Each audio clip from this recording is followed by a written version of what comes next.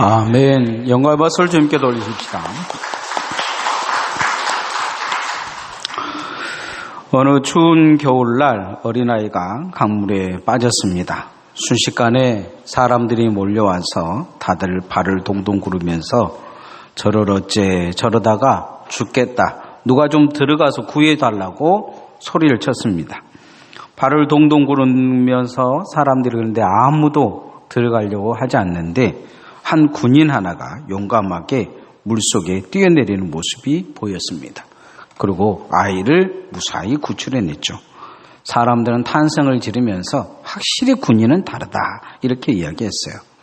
어떤 사람이 군인에게 칭찬을 하면서 어떻게 그렇게 추운 날 그 얼음 같은 물속에 들어갈 용기를 냈냐 이렇게 물어봤어요. 그러자 군인이 조용히 그 사람에게만 이야기하더라는 것입니다. 누가 뒤에서 나를 밀었어요. 어쩔 수 없이 들어갔다는 거죠.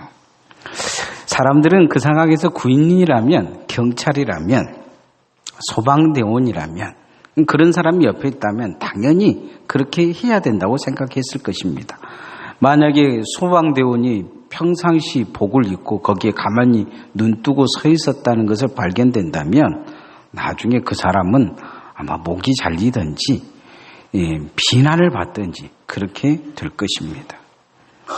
세상 사람들은 그리스도인이라면 이야기했을 때는 그런 어떤 가치적인 생각을 가지고 있습니다. 예수 믿는 사람이라면 뭔가 다르게 살아야 된다고 사람들은 생각하죠. 세상 사람들은 교회 다닌다면서 손가락질하고 뒤에서 성경책 들고 다니면 하고 하지만은 그러나 예수 믿는 사람이라면 이야기했을 때 행동과 마음가짐과 말하는 것이 달라야 된다. 이런 생각을 세상 사람들은 가지고 있고 그런 어떤 가치의 수준을 가지고 있습니다. 오늘 성경에 보면 사사 입다가 나오는 것을 보게 됩니다. 원래 이 사람은 이 기생의 아들로 태어났어요. 그의 처갓집에도 그리고 그 모든 사람들에게 인정을 받지는 못했어요. 그래서 깡패 같은 사람들을 모아가지고 깡패짓하고 사는 사람입니다. 깡패 같은 사람이죠. 만나는 사람마다 괴롭히는 사람이었어요. 그런데 하나님이 그를 사사로 불러줍니다. 특이하죠. 함께 있기 힘든 사람, 고통의 사람, 이 사람을 사사로 불러줘요. 그런데 이 입다, 사사로 부름 받고도 똑같이 삽니다. 뭔가 사람을 구해주고 행복을 가져다 주고 기쁨을 가져다 줘야 될 사람인데 함께 있기 너무 힘든 사람, 그런 사람으로 사사로도 그렇게 살아요. 사람이 함께 있으면 즐거운 사람이 있는가 하면 함께 있으면 괴로운 사람이 있어요. 말을 몇 마디 하면 정말 괴로운 거예요.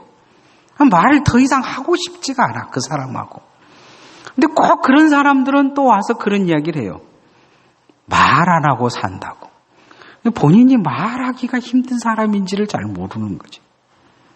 주변의 사람을 행복하게 해줘야 될 사람의 책임이 누구에게 있느냐? 그리스도인들에게 있습니다. 그리스도인들은 주변의 사람들을 행복하게 해줘야 될 특별하게 부름받은 사람들입니다. 그래서 그리스도인들은 어떤 사람들이 되어야 되냐? 첫 번째, 은혜가 되게 하는 사람이 되어야 됩니다. 따라합시다. 은혜가 되게 삽시다. 은혜가 되게 살아야 돼요. 신앙생활 하다 보면 은혜가 되는 사람들이 있어요. 말하는 것이 은혜가 되고 봉사하는 것이 은혜가 되는 거예요. 예배하는 모습만 봐도 은혜가 돼요. 근데 어떤 사람들 예배하는 모습을 보면 진짜 화딱지차요. 목사 입장에서 보면 뭐 저렇게 예배를 드릴까? 그런 생각이에요. 직분은 둘째치고 예배 드리는 자체가 화딱지가 나. 좀 뜯어 고쳤으면 좋겠어. 망치로 좀 고칠 수 있으면 몸 몇 개 가지고 좀 고쳐가지고 제대로 좀 박아놨으면 좋겠어요. 예배를. 기도하는 모습을 보면 정말 은혜가 되는 사람이 있어요. 기도 한마디 한마디가 가슴을 울려요. 그렇다. 하나님, 이 기도는 들어주십시오 하는 그런 마음. 근데 어떤 기도하는 모습을 보면 화딱지가 나요. 하나님, 저 기도는 제발 좀 듣지 않았으면 좋겠어요 하는 그런 마음이 들어요. 하나님, 저 기도는 듣지 마세요.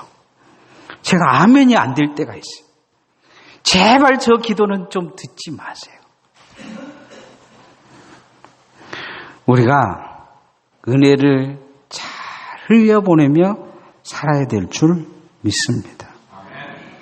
같은 공간에서 신선한 이 공기와 그럼 이 은혜가 있는 삶을 살아야 될 것입니다. 어제 제가 갈대숲을 걸으면서 이 외국인을 하나 만났어요. 이제 잘 못하는 영어를 가지고 한번 써보려고 물어봤어요. 어디서 왔냐 물었더니 미국에서 왔대요. 네 뭐 하는 사람이냐 그랬더니 이 강진의 어떤 학원에서 영어를 가르치는 사람이래. 한 6개월간 그랬더니 강진이 어떠냐 그랬더니 강진이 너무너무 좋다 그런 거예요. 강진이 너무 좋다 그러더라고요. 뭐 나 들으라고 하는 말인지 어쩐지 모르겠지만 나보고 어디 사냐 그러더라고요. 나도 강진 산다. 너는 어쩌냐 나한테 물어보더라고요. 그래서 내가 그랬죠. 강진 너무 좋다. 공기도 좋고 물도 좋고 사람도 좋다. 이게 자기도 그렇다는 거예요. 괜히 내가 사는 강진을 그 친구가 좋다고 하니까 그 친구가 좋게 보이더라고요. 처음에는 말도 안 하고 또 도둑놈처럼 생겼는데 그러나 갑자기 그렇게 좋다고 그러니까 은혜가 되더라고요. 영국 작가 오스카 와일드라는 사람이 쓴 우화적인 단편 소설이 있어요. 예수님께서 은혜 베푼 사람들에 대한 삶에 대해서 예수님이 다시 만난 그런 기억을 가지고 쓴 그런 소설이에요. 예수님께서 고치신 안진뱅이가 있었어요. 이 사람이 어떻게 산가 예수님이 찾아가 왔는데 알코올 중독자가 되어 있더라는 거예요. 어떻게 알코올 중독자로 사냐 예수님이 물으니까 내가 얻어먹고 사는 인생을 살았는데 건강해지니까 어떻게 살 방법이 없어서 그냥 술로 날마다 세월을 보내고 있다는 거죠. 두 번째 돌에 맞을 주기에는 예수님이 살려준 창녀가 있는데 이 창녀를 다시 찾아갔더니 똑같은 일을 하고 있더란 거예요. 왜 또 그 일을 하냐 물었더니 아무도 사람들이 자기의 과거를 알아서 인정해 주지 않아서 다시 괴로워서 외로워서 그 일을 다시 하게 되었다는 거예요. 세 번째 소경을 찾아 다녔는데 소경이 깡패가 되어 있더라는 거예요. 아니 왜 깡패가 되어 있냐 착한 일을 좀 하고 살지 그랬더니 눈 떠봤더니 세상이 너무 더러워서 세상을 정화시키려고 하다 보니까 깡패 짓을 하는 사람이 되고 말았다는 거죠. 소설이죠. 은혜 받고 변화되기보다는 은혜 받고 괴물된 거죠. 우리가 교회 다니면서도요. 교회 다니는 괴물일 수 있어요. 주변 사람 너무 고통스러워하는 거예요. 교회 다니면서 남 괴롭히고 사는 거죠. 어찌 보면 교회 와가지고 좀 믿음이 있다고 믿음 없는 사람 괴롭히고 교회에서 직분 얻었다고 직분 가지고 다른 사람 괴롭히고 그 사람 너무 힘들어하는 거예요. 저는 목사로서 그런 사람들 너무 많이 봐요. 너무 고통스러워한 거예요. 주변 사람들이. 근데 자기는 그거 몰라요. 자기는 하나님 일을 한다고 해. 자기는 선한 일을 하고 사람들을 가르친다고 해. 근데 주변 사람들이 너무 고통스러워한 거예요. 오늘 그런 사람이 바로 이런 입다예요. 입다는 그가 사는 삶 자체가 고통이에요. 전쟁하기 전에 그가 이제 전쟁하러 나가요. 근데 이 말 한마디가 자기 인생에 고통을 주고 자기가 가장 아끼는 사람에게 고통을 줄 거라는 생각을 못한 거죠. 깡패 같은 삶에서 깡패 같은 변화되면서 뭐 말도 좀 바꾸고 생각도 바꾸고 마음도 바꿔야 되는데 그냥 한 가지 다른 게 뭐냐? 사사된 것밖에 다른 것이 없어요. 하나님 일함답시고 헛소리를 한마디 하는데 이게 엄청난 고통이 주어집니다. 31절 말씀 한번 같이 읽어봅시다. 시작. 내가 암몬 자손에게서 평안히 돌아올 때에 누구든지 내 집 문에서 나와서 나를 영접하는 그는 여호와께 돌릴 것이니 내가 그를 번제물로 드리겠나이다 하니라. 근데 전쟁하러 나가죠. 그럼 이스라엘을 구원하겠다고 전쟁하러 나가면서 하는 말이 그거예요. 내가 만약에 전쟁에서 싸워가지고 이겨서 돌아오면 첫 번째 그 환영하러 돌아오는 그 사람 잡아서 번제로 드리겠다. 쉽게 이야기하면 말이 번제지 찢어 죽이겠다. 이 이야기를 하고 있는 거예요. 그런 말을 해야 쓰겠어요. 사람이 생각하는 것이 그 정도 수준밖에 안 되는 거죠. 깡패로 사니까 깡패짓을 하겠다 이렇게 이야기한 거예요. 사사가 돼가지고 고작해야 하는 생각이 그것밖에 안 된 거예요. 헛소리를 한마디 하는데 나중에 정말 큰 고통이 와요. 누가 환영하러 나오느냐. 두 번째 사건을 보면 알 수가 있어요. 성도가 은혜 받았으면 은혜의 사람으로 살아야 될 줄 믿습니다. 내가 하는 말 한마디가 은혜가 되는지를 잘 뒤돌아봐야 돼요. 받는 사람 입장에서. 하는 사람 입장에서 은혜가 되는 것이 아니고 받는 사람 입장에서 은혜가 되는지 아니면 비수가 되어지는지 뒤돌아봐야 돼요. 다 은혜의 말을 사용하시기를 소원합니다. 그 말은 결국 나에게 다시 돌아올 거예요. 은혜가 되게 말을 고쳐야 돼요.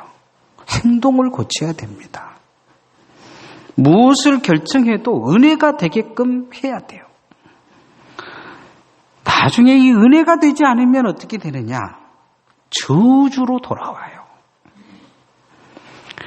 이 물결이 작은 샘 물결 같은데 축복의 샘을 파면 축복의 강이 되어지고 저주의 샘을 파면 저주의 강이 흐르게 돼 있어요. 지금은 작은 쫄쫄쫄 한두 방울 떨어진 것 같으나 세월이 흘러서 내 자손들에게서 이게 흘러간다면 어떤 강을 만들어줘야 될 것이냐. 이왕 예수 믿었으면 은혜의 강이 여러분의 가정과 자녀에게 흐르기를 소원합니다. 그래서 늘 말 한마디라도 은혜롭게 하려고 애를 써야 돼요. 생각하는 것도 은혜롭게 해야 돼요. 하나님이 축복하실 만한 생각과 마음과 말을 가지고 살아야 하나님이 축복하실 수 있어요. 따라합시다. 축복의 셈이 됩시다. 축복의 셈이 돼야 돼요. 오늘 내가 파는 그 셈이 한 방울 두 방울 흘러서 나중에 강을 이룬다는 것을 절대 잊어버리면 안 돼요. 성도는 만남이 축복이 되게 하는 사람이 돼야 됩니다. 저 사람 만나서 내가 복을 받았다. 그런 느낌을 가지게끔 해야 됩니다. 어떤 사람을 만나에 따라서 인생이 달라집니다. 그리스도는 이 땅에 축복에 가져다주는 사람이 돼야 될 줄 믿습니다. 1980년에 코끼리 인간이라는 소설이 영화된 적이 있어요. 이 소설은 실제적인 인물 조셉 메릭이라는 사람의 이야기를 실화로 만든 것입니다.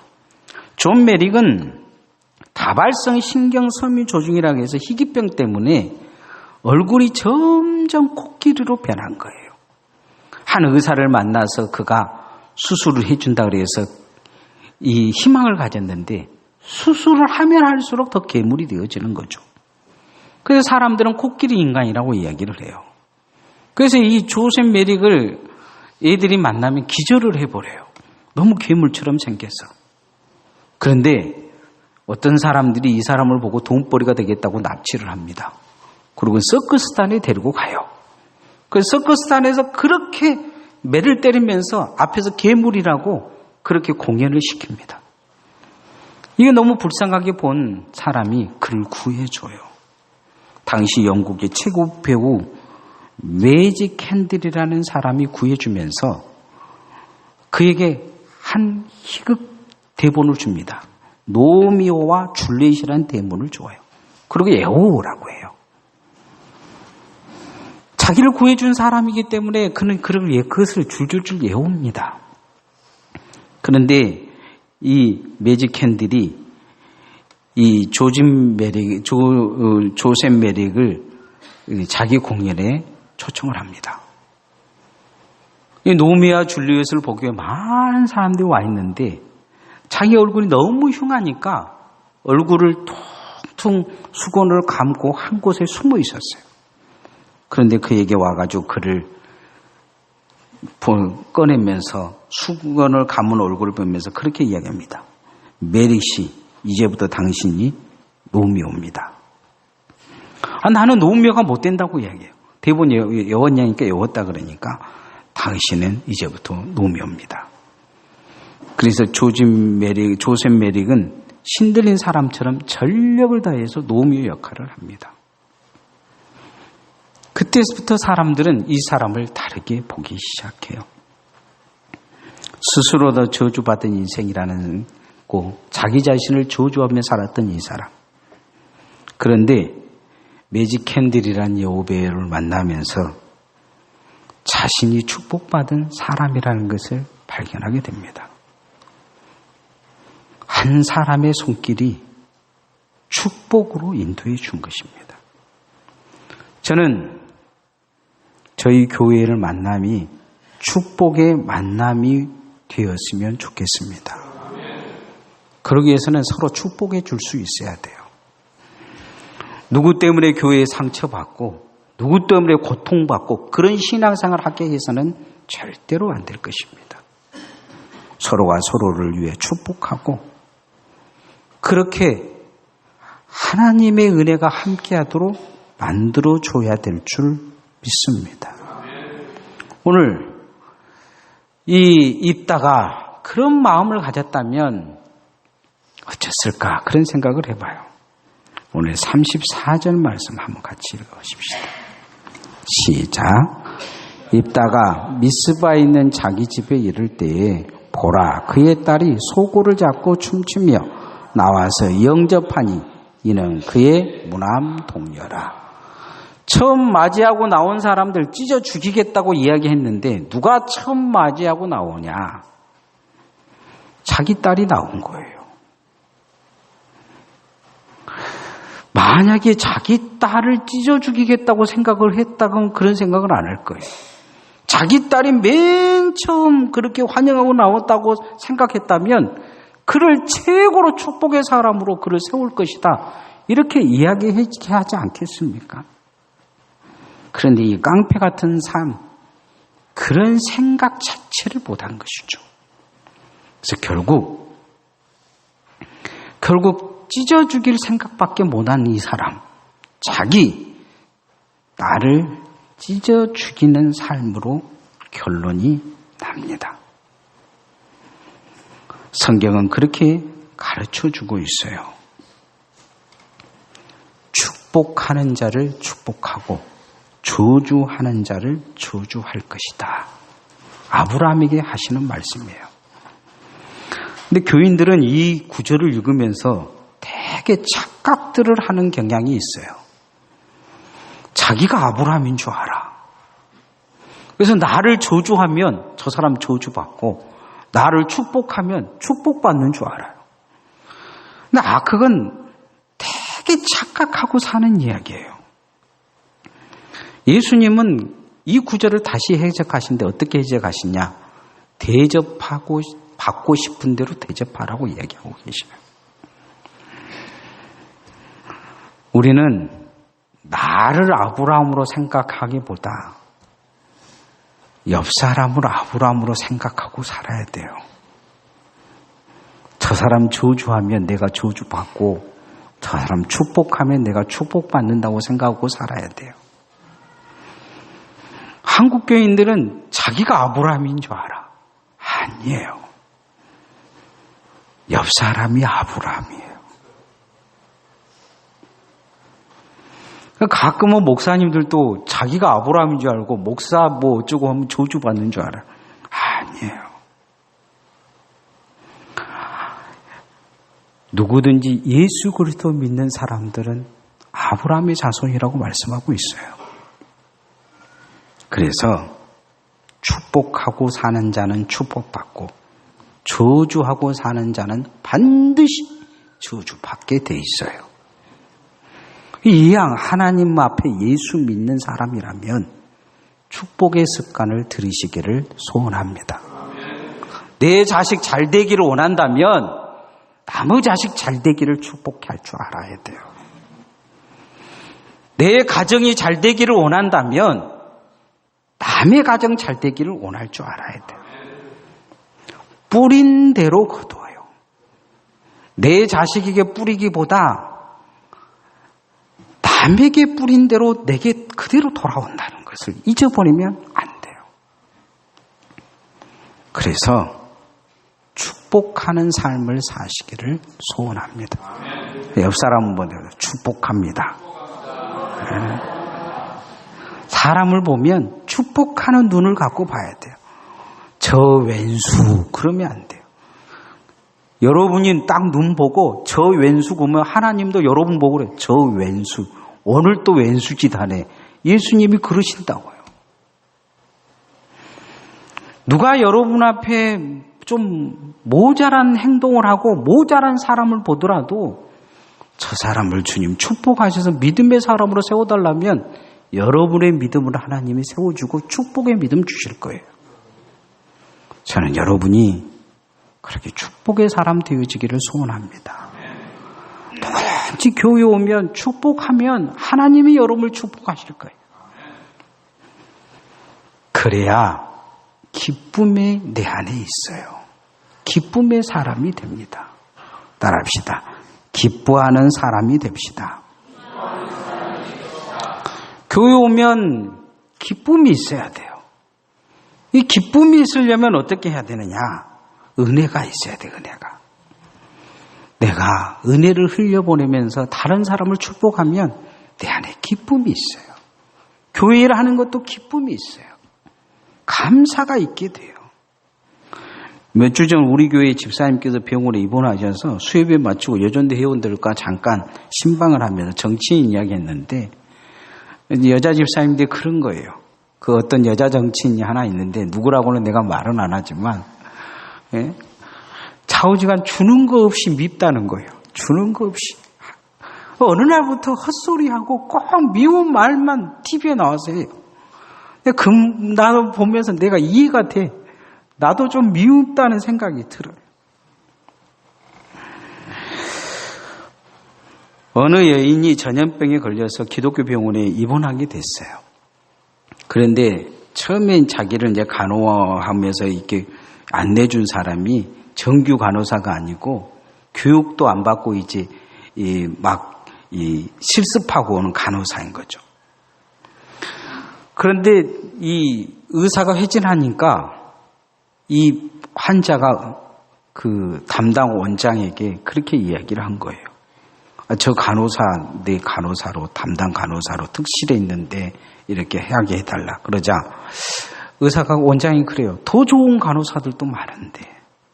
그 다음에 능력 있는 간호사가 많은데 왜 그 간호사로 하냐 그랬더니 저 간호사가 처음부터 끝까지 와서 계속 웃고 뭐든지 잘해줘서 물어봤대요. 뭐가 그리 즐거우냐 그랬더니 나는 예수 믿는 사람인데 예수님 믿는 것 때문에 내가 기쁘다. 이렇게 봉사한 것이 기쁘다. 그러더라는 거죠. 그래서 이 원장에게 이 환자가 이야기하기를 예수 믿는 그 사람이 왜 기쁜지 내가 알아보기 위해 저 사람이 필요하다고. 다른 간호사가 필요 없다고. 저 간호사만 나를 이렇게 간호하게 해달라고. 이렇게 이야기하더라는 거죠. 그러고는 이 환자가 병이 다 났는데 원장에게 퇴원하면서 그렇게 이야기하고 가더란 거죠. 나도 이제 교회에 다니기로 했다고. 무엇이 이 사람을 바꿨을까요? 기뻐하는 모습이 이 사람을 바꾸는 것입니다. 예수 믿는 사람이라면 기쁨을 전염시킬 줄 알아야 될 줄 믿습니다. 감정은 전염된다고 해요. 감정은. 욕쟁이 옆에 있으면 욕밖에 배우지 못해요. 화낸 사람들 이 부모 밑에 큰 자녀는 화내는 것이 능해요. 빌립보서는 그리스도인들은 기뻐하는 사람들이 돼야 된다. 이렇게 말씀합니다. 신앙생활하면서 남의 고통받는 것을 기쁨으로 알고 있는 사람들. 이건 예수 잘못 믿는 거예요. 남이 고통받는 거, 그것을 아파할 줄 알아야 돼요. 남 못된 거 자랑하고 뒤에서 헐뜯고 그 예수 잘못 믿는 거예요. 그런 거 본받으면 절대 안 돼요. 그러면 하나님이 여러분을 뒤에서 헐뜯을 수 있어요. 사람 헐뜯는 것은 안 무서운데 성경에 하나님이 한마디 하시는 것은 얼마나 두렵냐면 3, 4대까지 가버려요. 다 이걸 두려워할 줄 알아야 돼요. 하나님이 나를 헐뜯는다. 이 고통이 얼마나 심한지 성경에 보면 반드시 그 삶에 대해서 한마디 한마디 하면 그 후손들의 3, 4대까지 분명히 그 말에 영향력이 가요. 오늘 성경에 보면 이 입다의 문제는 뭐냐? 남의 고통을 즐거움으로 알고 살았던 이 깡패, 이 습성을 버리지 못해요. 그래서 이 사람이 가져다 준 고통은 이스라엘의 고통이 됩니다. 37절 말씀 같이 읽어보십시다. 시작. 또 그의 아버지에게 이르되 이 일만 내게 허락하사 나를 2달만 버려두소서. 내가 내 여자친구들과 산에 가서 나의 처녀로 죽음을 인하여 애곡하겠나이다 하니. 울부짖는 고통이 그의 삶에 있는 거예요. 전쟁 이기고 나서 기뻐해야 될 상황인데 누구도 기뻐할 수 없는 상황이 되어버린 거예요. 누구나 슬퍼하고 곡할 상황이 되어버린 것을 볼 수가 있습니다. 그래서 38절에도 보면 애곡했다 이렇게 이야기를 해요. 40절 끝절에도 나흘씩 애곡했다. 그 날짜만 돌아오면 모든 사람이 슬픈 거예요. 기뻐하지 못했다 이렇게 이야기를 합니다. 언젠가 어떤 교인이 저희 교회에 등록을 했어요. 그래서 제가 물었어요. 어떻게 등록을 하셨습니까? 그랬더니 이분이 하시는 말씀이 지나가는데 자기 교회는 맨날 만나면 남 욕하고 누가 잘했느니 장로가 잘했니 어쩌니 그러면서 그런데 교회만 가면 사람들 다 꼴 보기 싫은데 교회 앞에 애들이 막 깔깔거리고 웃는 교회가 있더라는 거예요. 다 교회를 가면서 우리 교회를 지나가면서 저 교회 교인들은 뭐가 좋아서 저렇게 깔깔 울고 얘들은 저렇게 깔깔거릴까? 그게 궁금하더라는 거예요. 그게 너무 부러워서 1년만 교회 다녀보려고 저희 교회 등록했다. 나한테 그런 이야기를 하더라고요. 기쁨이라는 것은 누구든지 가지고 싶어 하는 것입니다. 저는 우리 교회가 그런 기쁨이 잃어버리지 않기를 소원합니다. 우리 아이들 교회 와서 얼마나 재미있어 하는지 몰라요. 저는 우리 아이들이 그런 기쁨이 어른들도 가졌으면 좋겠어요. 교회 와서 서로 얼굴만 봐도 기쁨. 저는 여러분이 우리 교회가 함께해서 행복한 교인들 됐으면 좋겠습니다. 늘 강조하지만 신앙생활 행복하게 하세요. 거기에서는 내가 은혜로워져야 돼요. 따라합시다. 내가 은혜로워야지 합니다. 내가 은혜로워져야 돼요. 싸움꾼이 맨날 싸우면서 다른 사람만 보고 나를 싸운다 그러면 안 돼요. 내 말이 은혜해줘야 되고 내 삶이 은혜로워져야 되고 내 행동이 은혜줘야 돼요. 내가 축복하는 사람이 돼야 돼요. 따라합시다. 축복하는 사람이 됩시다. 사람을 보면 축복하는 눈으로 봐야 돼요. 우리 주일학생들 보면 내가 다 그래요. 한데 쥐어 박을 애들이 많아요.